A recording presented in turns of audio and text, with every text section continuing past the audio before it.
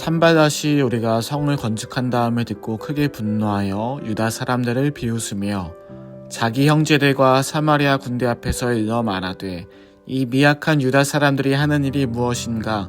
스스로 견고하게 하려는가? 제사를 드리려 하는가? 하루의 일을 마치려는가? 불탄 돌을 흙무더기에서 다시 일으키려는가 하고 암몬 사람 도비아는 곁에 있다가 이르되 그들이 건축하는 돌 성벽은 여우가 올라가도 곧 무너지리라 하더라. 우리 하나님이여 들으시옵소서. 우리가 업신여김을 당하나이다. 원하건대 그들이 욕하는 것을 자기들의 머리에 돌리사 노랫거리가 되어 이방에 사로잡히게 하시고 주 앞에서 그들의 악을 덮어두지 마시며 그들의 죄를 도말하지 마옵소서. 그들이 건축하는 자 앞에서 주를 노하시게 하였음이니이다 하고 이에 우리가 성을 건축하여 전부가 연결되고 높이가 절반에 이르렀으니 이는 백성이 마음들여 일을 하였음이니라.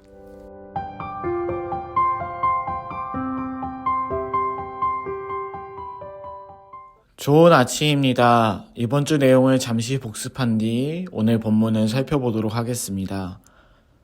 먼저 느헤미야 1장에서 고향 예루살렘과 민족이 처한 상황을 들은 느헤미야는 기도하였습니다.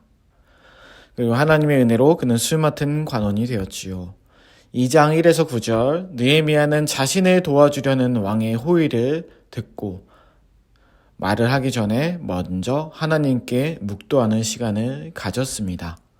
2장 10에서 20절 느헤미야는 예루살렘으로 돌아와서 무너진 성과 불탄 성문을 보았고 백성들에게 다시 한번 예루살렘을 재건해보자고 말하였습니다. 그래서 느헤미야 3장을 보면은 예루살렘이 어떻게 재건되어 가는지가 나옵니다. 본격적으로 하나님께서 느헤미야의 기도를 들으시고 무너진 예루살렘, 무너진 이스라엘을 다시 세우기 시작하신 것이죠. 황폐한 땅 한가운데 심겨진 꽃이 이제 숲을 이루어 가려 하는 중입니다. 그러나 우리 주변에는 막상 시작을 했다가 예상과 달리 변수나 위기의 순간을 겪게 되는 경우들이 있습니다. 사업이, 공부가, 관계가, 심지어 신앙생활도 그렇습니다. 오늘 본문도 이런 순간을 포착해서 알려줍니다. 1에서 3절입니다. 산발닷이 우리가 성을 건축한 다음을 듣고 크게 분노하여 유다 사람들을 비웃으며 자기 형제들과 사마리아 군대 앞에서 일러 말하되 이 미약한 유다 사람들이 하는 일이 무엇인가? 스스로 견고하게 하려는가? 제사를 드리려는가? 하루의 일을 마치려는가? 불탄 돌을 흙무더기에서 다시 일으키려는가 하고 암몬 사람 도비아는 곁에 있다가 이르되 그들이 건축하는 돌 성벽은 여우가 올라가도 곧 무너지리라 하더라. 느헤미야를 처음부터 마음에 들어하지 않았던 방해꾼들은 예루살렘 성이 재건되는 것이 마음에 들지 않았습니다. 그래서 이들은 열심히 예루살렘을 일으켜보려는 이들을 비웃었습니다. 미약한 것들이 무엇을 하겠냐? 불에 탄 돌로 무엇을 다시 일으켜나 보겠냐?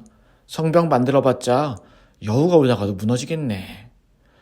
이렇게 하며 비아냥거리고 열심히 해보겠다는 이스라엘 사람들을 힘들게 하였습니다. 물론 이들이 한 말은 어떻게 보면 사실이기도 합니다. 이스라엘은 실제 포로 상태에 있었던 미약한 족속이었고요. 불에 탄 성문 가지고 어떻게든 다시 세워보려 하는 중이었고요. 느헤미야부터가 바사 제국에서 있다 왔습니다. 이때 느헤미야는 어떻게 행동했었나요? 민족을 무시하는 이들을 향해 분노로 반기를 들었을까요? 같이 대응도 해보고 하나님께 기적을 요구해서 저 사람들을 버려달라고 했을까요? 4에서 5절을 보면 느헤미야는 이들의 조롱에 일절 대응하지 않았습니다. 느헤미야는 이런 상황 속에서 그저 하나님을 바라보고 기도하였습니다. 그리고 기도하는 그를 따라 6절에 나오듯이 온 백성이 같이 건축하는데 마음을 쏟았습니다. 어떻게 이럴 수 있었을까요? 누구보다 민족의 아픔에 눈물을 흘리던 느헤미야입니다. 그 속에서 자신의 민족을 조롱하는 저들의 말을 듣고 얼마나 속이 끓었을까요? 그러나 그는 자신의 민족을 위해 무엇인가를 임의대로 하지 않았고 하나님의 말씀을 대로 하나님을 의지하고 그저 기도하였습니다. 세계사를 보다 보면 평화주의자들이 나옵니다. 평화주의자들 중에는 비폭력을 중시하는 사람들이 또 있죠. 그들은 자신들을 향한 폭력적 세력에 비폭력으로 대항합니다. 폭력을 똑같이 행하면 똑같은 사람이 된다고 생각하지요. 느헤미야도 비폭력으로 대응하고 있습니다. 그동안 민족의 고통을 보고도 모른 채 하고 오히려 무시했던 저 사람들을 향해 그는 사람들의 힘을 모아 적어도 그 지역에 있는 이 외세를 향해 대응할 수 있었습니다. 실제로 역사적으로도 보면 혁명이나 반란은 주동자들이 있던 일부 지역에서부터 시작하니까요. 그러나 느헤미야는 이러한 반란도 혁명도 꿈꾸지 않았습니다. 그저 비폭력으로 대응했습니다. 그러나 느헤미야는 여타 평화주의자들처럼 비폭력으로만 끝나지 않았습니다. 그는 비폭력에다가 기도도 하였습니다. 왜냐하면 하나님께서 일하실 것을 믿었기 때문입니다. 신약에도 이러한 느헤미야 같은 인물이 나옵니다. 우리가 너무 잘 아는 예수님입니다. 예수님은 유대인들에게 복음을 전하며 희망을 주셨습니다. 그 당시 유대 사회는 로마 세력에 의해 억제당하던 사회였습니다. 그러나 예수님은 로마에 대하여 폭력적으로 대응하지 않으셨습니다. 예수님은 오히려 비폭력으로 대응하셨고 사역의 순간순간마다 예수님이 잡히시기 전날 밤 그리고 십자가에서 마지막 호흡이 닿을 때까지도 기도하다 가셨습니다. 비폭력 기도주의는 구약에서도 신약에서도 오늘날 우리에게 알려주는 그리스도인의 삶의 모습입니다.